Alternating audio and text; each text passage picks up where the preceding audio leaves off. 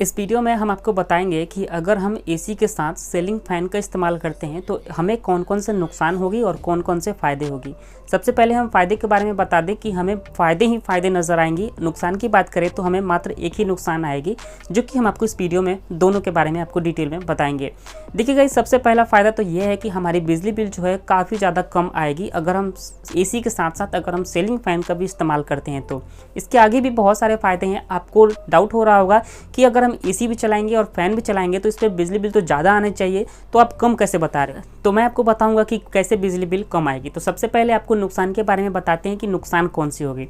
देखिए गाइस, अगर हम एसी के साथ कोई फ़ैन चलाते हैं जो कि सीलिंग फ़ैन होता है, तो फ़ैन का क्या काम होता है कि वो घर में रूम के अंदर जो भी हवा है उसको सर्कुलेट करना। अगर फ़ैन को हम स्टार्ट करते हैं तो रूम के अंदर की हवा को वो सर्कुलेट करता है, ऊपर नीचे चारों तरफ घुमाते रहता है। तो इसमें क्या होगा कि हमारे एसी के ऊपर डस्ट जम जाते हैं, जैसे कि उसके फिल्टर्स जो होते हैं एसी के अंदर उसके ऊपर डस्ट जम जाते हैं। अगर आप कोई हाईवे के किनारे अगर आपका घर है या फिर कहीं सिटी में है तो उसमें क्या होगा, बहुत सारे धूल मिट्टी उड़ते रहते हैं। तो इसमें बहुत जल्द ही आपके एसी के फिल्टर के ऊपर डस्ट जम जाते हैं, जिसमें आपको आपकी एसी की सर्विसिंग जो है साल में एक बार, दो बार या फिर 3 बार भी करानी पड़ सकती है। तो सबसे बड़ा नुकसान तो यही है कि आपको सर्विसिंग जो है अपनी एसी की बार बार करानी पड़ सकती है।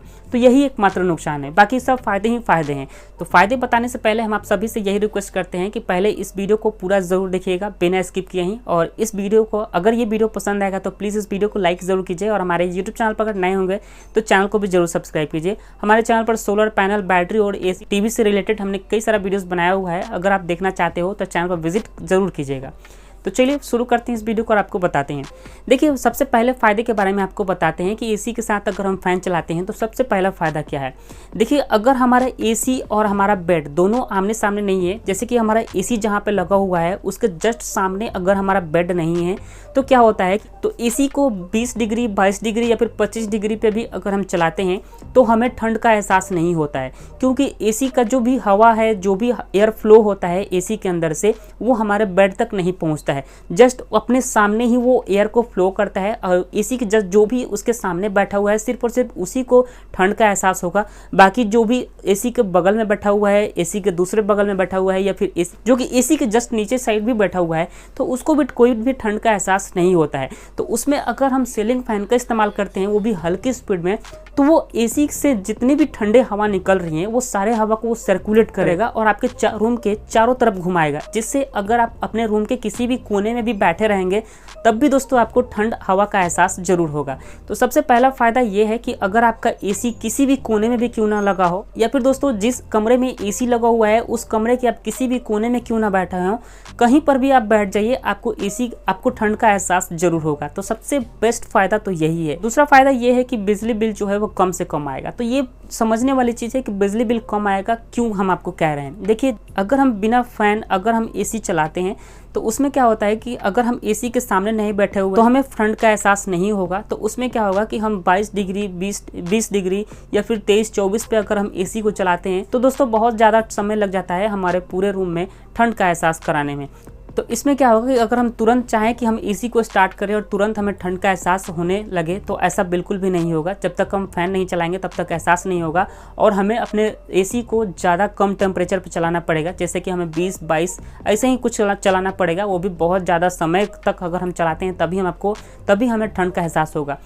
तो उसमें क्या होता है कि हमें अपने एसी को 20-22 या फिर 24 पे हमें चलाना पड़ता है। तो इसमें बहुत ज़्यादा इलेक्ट्रिसिटी कंज्यूम करेगा, जिसमें अगर हम नॉन इन्वर्टर एसी के बारे में बात करें तो हर 4 घंटे 3 घंटे पे हमारा एसी कट ऑफ भी होते रहता है, जिससे जब भी हमारा एसी कट ऑफ अगर हो गया तो हमें गर्मी का एहसास होने लगता है। फिर कुछ समय बाद एसी स्टार्ट होगा, तब जाके हमें कुछ देर बाद ही ठंड का फिर एहसास होने लगा। तो इसमें बिजली बिल बहुत ज़्यादा आने लगता है अगर हमारा एसी को अगर हम कम टेम्परेचर पर चलाते हैं, जैसे 20-22-24 पे अगर हम चलाते हैं।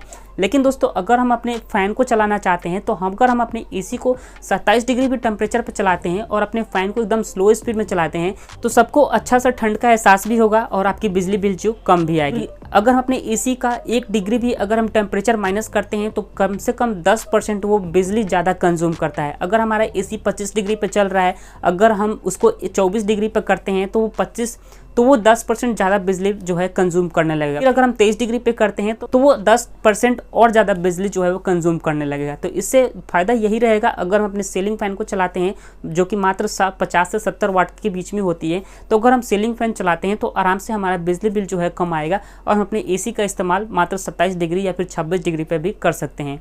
ठीक है गाइस, तो आई होप कि इस वीडियो में आपको सब कुछ समझ में आ गया होगा। फिर भी अगर आपके मन में कोई सवाल है तो कमेंट ज़रूर करें। अभी तक इस वीडियो को लाइक नहीं किया तो प्लीज़ लाइक करके चैनल को भी जरूर सब्सक्राइब करें।